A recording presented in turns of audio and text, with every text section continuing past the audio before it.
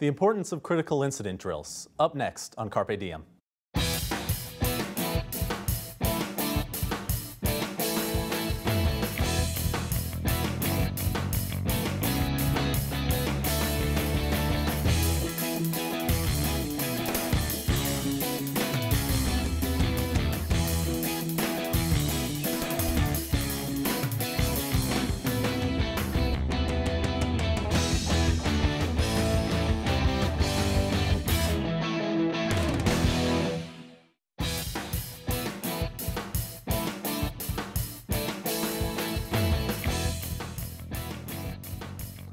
Hello and welcome to Carpe Diem. I'm Rob Rowan.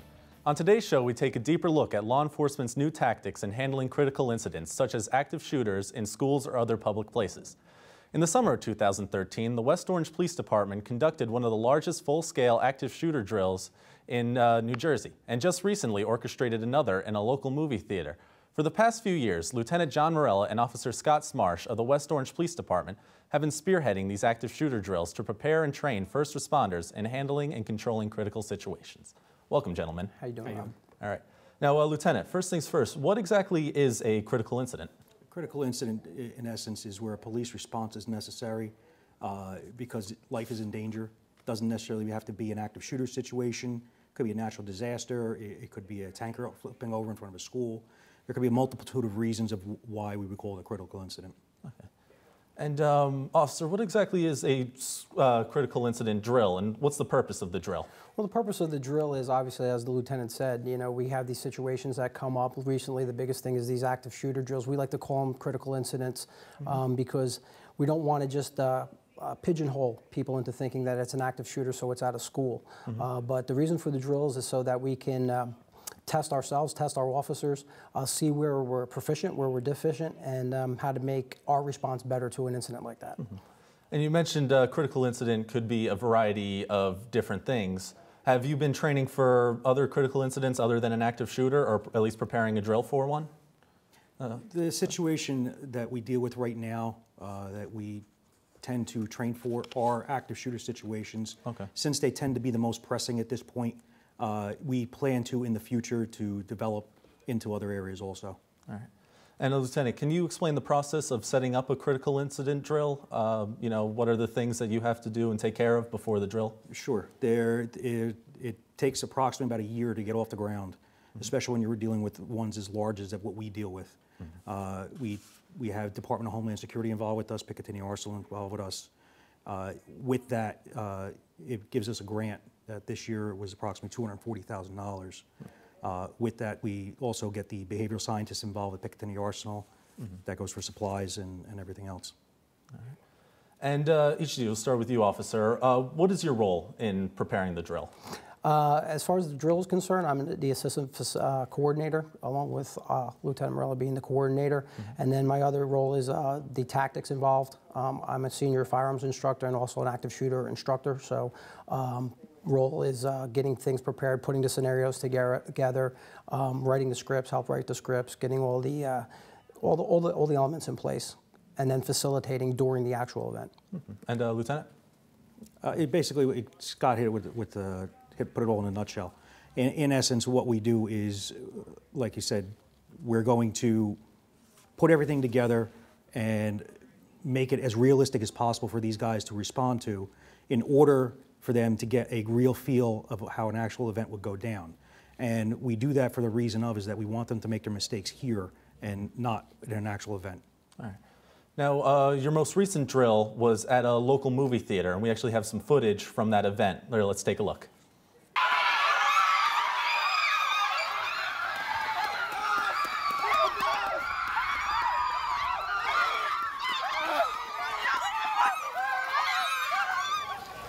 After receiving 911 calls, first responders arrive at a local movie theater in response to the reports of an active shooter.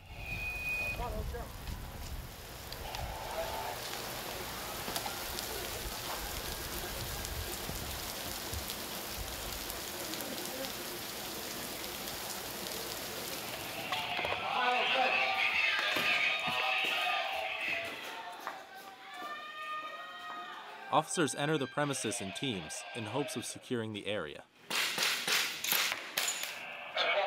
As they move through, they come face to face with the shooter and exchange fire.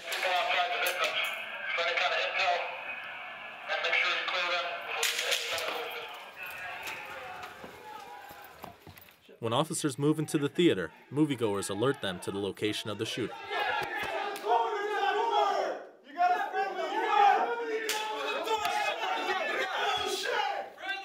Which one? Shooter's down, the friendly's close to you! Although the target has been neutralized, officers demand to see the hands of moviegoers to make sure there is not another shooter present within the theater. Hands up!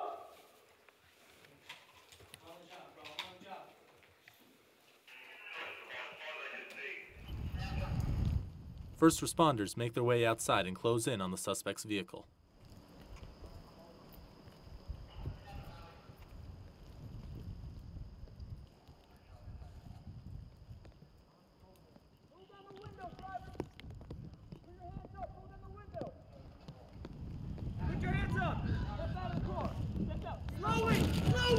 The suspects are outnumbered and surrender to police custody.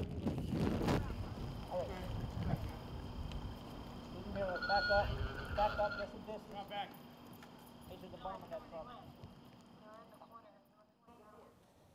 Right. Lieutenant, how tough is it to get the clearance to host a event like this in a public place such as a movie theater? It's a task. I mean, you have to worry about hold harmlesses.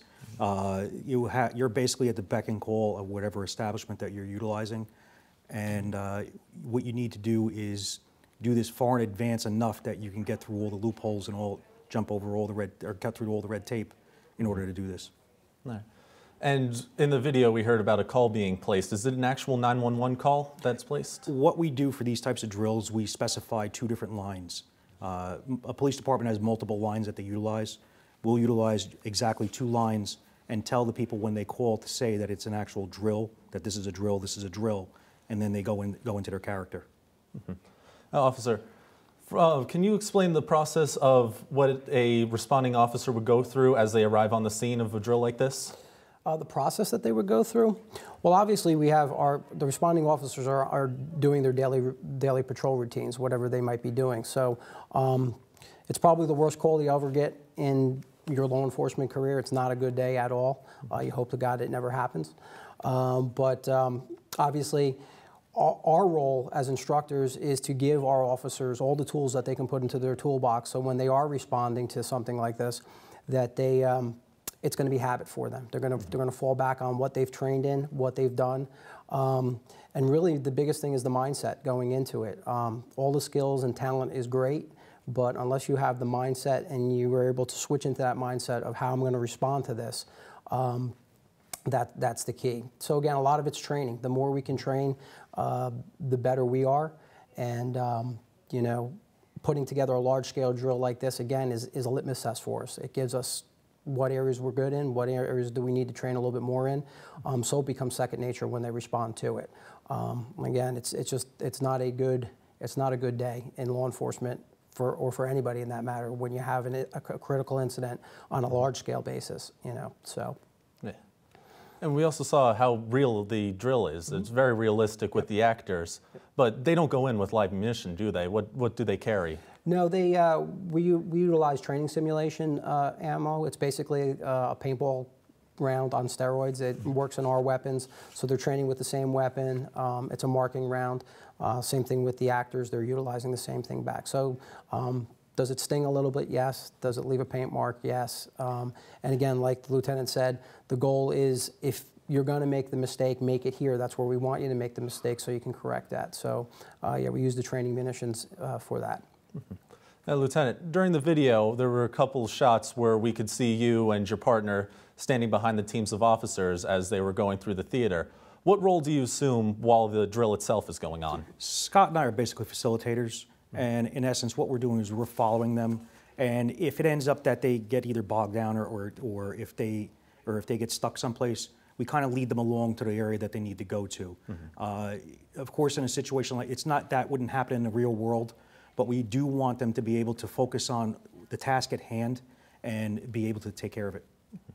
And how many different departments were on hand for the drill? There was multiple departments. I would venture to say somewhere in there about 15 to 20 departments. Okay. And do you feel the drill went as planned? Were there any strengths or weaknesses, things that you might want to work on for the next drill? I mean, there's always going to be strengths and weaknesses. I mean, when you respond to something like this is the whole purpose of these drills. We want to find out where we're doing well and where we're not doing so well. This is where we find out where those mistakes are, so that this way it doesn't cost life and it doesn't cost anybody anything. In essence, what we can do is go back to the drawing board, put it back into our training that we do yearly, and teach these guys the right way to do it. And hopefully, in the future, they won't make the same mistake twice. And Officer, we've noticed almost a huge increase, in just shootings and in school settings, public places.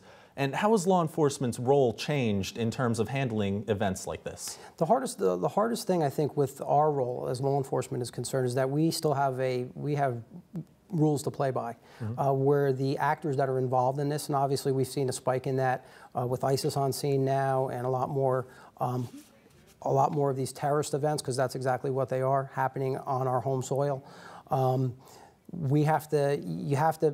can't play by their rules. They have nothing to lose when it comes to this. We have rules and regulations, and we've got lawmakers that have put laws in place.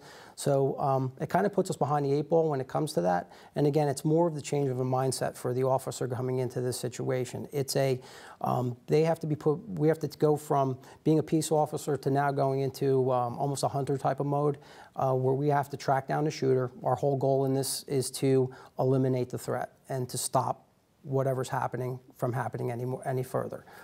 So it's a slippery slope when it comes to that, especially now that we've seen it in the media. A lot of law enforcement is under scrutiny, under the microscope. But in the end, it's about preserving life, and it's about going home yourself at the end of the day. Now, on August 20th, 2013, you guys hosted a different kind of, similar event, but in a different setting, in a school setting. And Montclair State University was hands-on in the action and captured footage for a half-hour-long documentary titled Critical Incident, Critical Response, to be released later this year. Let's take a look at a sneak preview.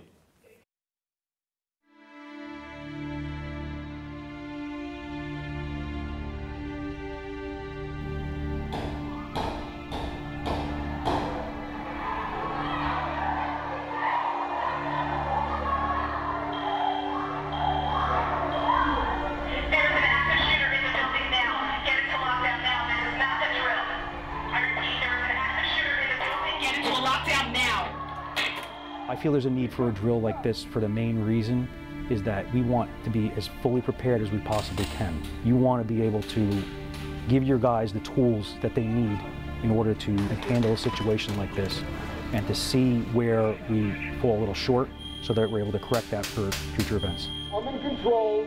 I got these 2 guys here. I'm going to start killing them if you let me give me what I need. If you want to call it an epidemic, it's an epidemic across our country. Joining us now to talk more about Montclair State's broadcast and media operations partnership with the West Orange Police Department and the documentary is producer Krystal Acosta. Welcome, Krystal. Hi, Rob. Krystal, where did you get the idea to do your documentary on an active shooter drill like this? Well, the lieutenant and the officer approached the university, I would say almost like 2 years ago now at this point. They reached out to several universities in the area, and a couple of universities jumped on board, but in the end, we were the only ones that ended up staying. And they approached us, can you shoot this event? And we said, sure, and then we started talking about maybe we could do a documentary about it, because you guys were going to do like training videos, I believe. And then it just, from there, just kept rolling and rolling, and now it's a completed documentary. Wow. All right, can you tell us more about the documentary itself? What can we expect to see when it's released later this year? Okay, so our cameras were all over the scene. We covered the outside, the interior action, and we were able to get the footage as well from all the GoPros you guys had. I think it was like 50 GoPros mounted throughout the building and on the outside. So we were able to get all that footage. So we got every scenario that played out. We had a hostage situation. We had the principal shot in his office. We captured the 911 call that the assistant principal made. What else did we have? What was the other scenarios that played out? I can't remember right now. Another scenario to whereas There was a shooter that was in the auditorium.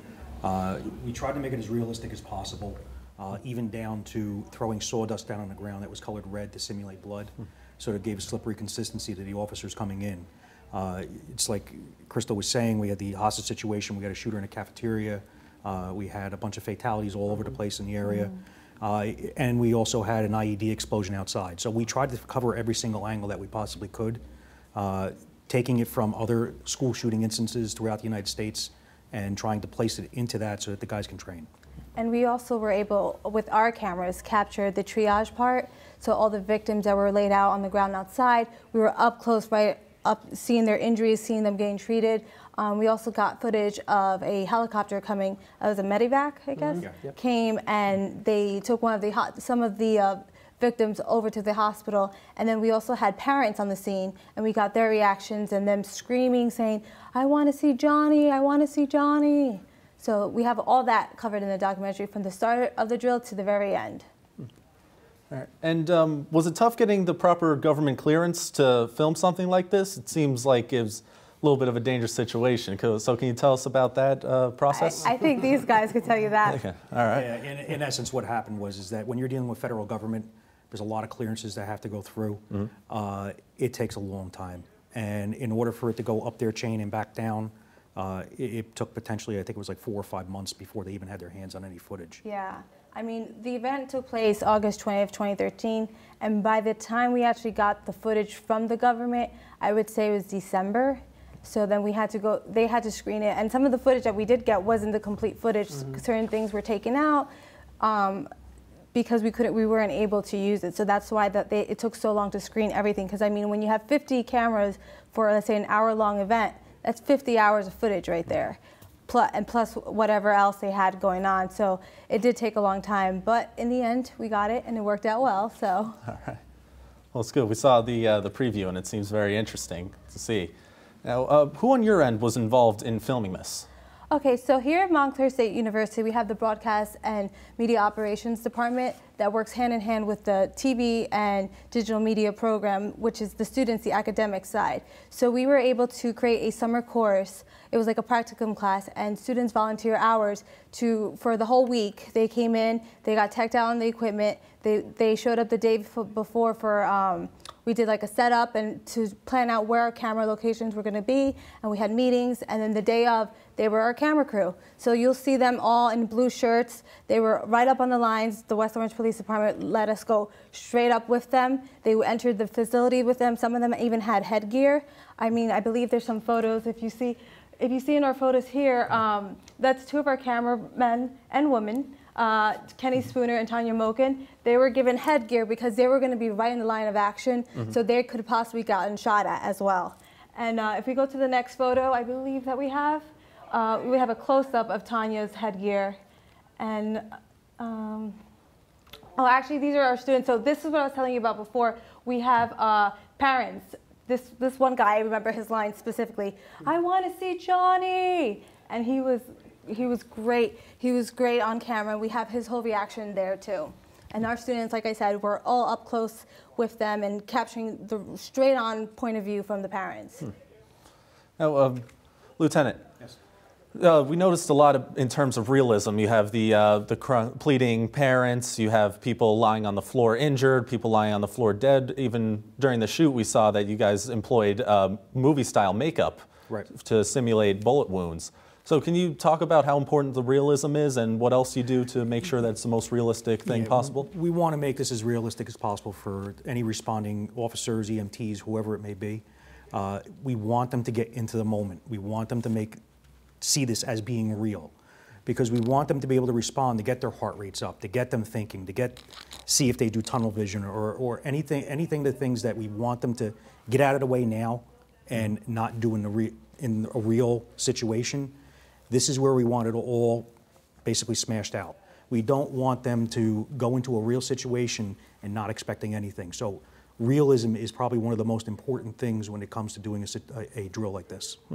And I have to say, I'm sorry to cut you off, but this is all captured in the documentary. You could see how real some of the wounds do look, and like the sawdust blood on camera, it looks like blood on the floor, and it's it's really, really important because the way we shot the documentary, the way we put it together, we make it seem like it's an actual event and we're there. And then we come out of it and we talk about, you know, this is actually a drill. But for some parts of the documentary, you get lost in it's so realistic that you get lost in it and you actually think you're watching an actual school shooting, and because you see the victims come out with wounds. There's one kid who's hopping on one leg because he has a gunshot wound on his leg, and you could see like the blood coming out of it. And it's all fake, but on camera it looks so realistic. So I think that was a really key component that you guys did, making sure the wounds were there for the victims.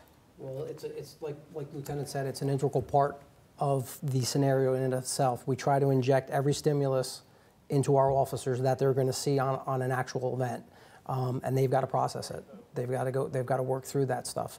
You got to work through the human emotion of a wounded person or a dead person laying there to go and accomplish the goal that you have, and whatever that goal might be, whether it be a rescue team or it's the team that's going in to confront the shooter. That stuff needs to be in play. And again, that's the only way we're going to know where we're deficient and where we need to get better, and where we're good and where we need to continue from. Now, Krystal, we've been talking about the realism of something like this. Were there any apprehensions on your end in sending your film crew in with the teams of officers? Well, like I said before, I mean, there was going to be live action going on. So the key photographers that we had going in right in when the shooting might happen, we wanted to make sure they were in the best safety they could have. So that's why the officers provided the headgear. So you'll see, I think about 3 of our guys had the headgear because they literally were in a hallway and shooters were shooting right back and they were getting pelted on the head with them. So that was my main concern. And then there were some situations that there was so much action going on in the room that we could not have an actual person there. So we had to leave the camera stand alone and just hit record and run out of the room because anything could have gone wrong. And if somebody was there, the officers entering may think that they were one of the suspects and start shooting at them, even though they have the camera in front of them. So there were certain scenarios that we had to step back and just leave the camera rolling and not have one of our guys there. Very interesting. And on your end, who portrays the role of the shooter? Do you have an officer or just an actor? Typically, we try to utilize Picatinny Arsenal. One for one reason, because they're experienced with weapons, and we want to challenge our officers. The way we look at it is if we challenge them to a higher standard, hopefully in a situation to where maybe a person is not as familiar with weapons, it'll be a little bit easier for them. We want to try and make it as difficult as we can in these types of situations, so that hopefully, if God forbid something was to happen, they'd be able to handle it a little bit easier. And we also noticed, other than officers and, well, the shooter, we noticed you have a lot of paramedics on hand. I think a fire truck was there. What are the roles of the other departments in there? In essence, what we do is we tell them, we're having a critical incident going on. You guys have to handle it from there on out.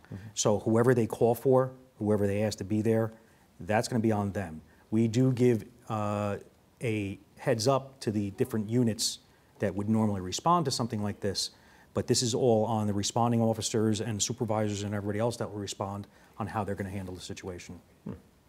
Krystal, what have you taken away from being able to film this kind of active shooter as, you know, a civilian? Just what does it feel safer knowing that the police are training like this? Well, I think this is a great learning tool across the board for not only the first responders who are being tested as well, but for just the general public, because with this documentary, you could see the different elements. I mean, like I said before, we have the parents' point of view, we have teachers' point of view, we have the faculty's point of view, we have students we have interviews with students talking about, you know, I feel by doing this documentary, by doing this drill, I feel safer because I know the proper protocol of how to react in a situation like this. And I think that's going to get taken away, especially in the documentary when you see it, because that message, you hear about these popping up all the time. I mean, you had Columbine, you had Virginia Tech, you had Sandy Hook, and there's no age group for it. I mean, it went from college to a grammar school. So if parents and the public are more aware of how to handle situations and how the school handles the situation and how the police handle the situation, I feel that they'll get more involved in different programs to better prepare, and they'll know, like, you know, if this goes on, what to do. And I think that drills like this are very important, not just in New Jersey, but across the nation. Mm-hmm. And are you guys planning any future drills now? Like, you've already done a school setting and a movie theater setting, two well-known places for active shootings to take place. Are there any other We're taking venues? a long vacation. Yeah, no, we are in talks with Department of Homeland Security, potentially possibly doing a mall or office building or something along that line, something to switch it up once again. All right. Sign us up. And that's one of the things that we're excited about. We've been partnering with the Homeland Security, like John said, and with the Department of Defense, and they're big proponents right now with the war scale, the war scaling back overseas and bringing everything back over, and really giving us the tools that we need to better handle these situations. So they're always on point. So we bring them an idea, and they like running with it, which is a good thing. Yeah. And as we noticed very recently, up in Canada, there was an active shooter. Has that affected anything? It really hasn't affected anything other than what we talked about a little bit earlier, and the fact that these incidents are happening, and they're happening more and more. Right. You're going to start seeing these lone wolf type events. We just had 4 police officers in New York City get attacked yesterday also. So they're going to pop up, and that's why one of the reasons why we want to call it a critical incident versus an active shooter is that the stigma of active shooter has been placed on, if it's an active shooter, happened in the school, and that's not the case. It could be anybody, anywhere, causing any type of serious bodily injury or harm to anybody. It could be with a knife, it could be with a baseball bat, it could be whatever, it could be guns. So.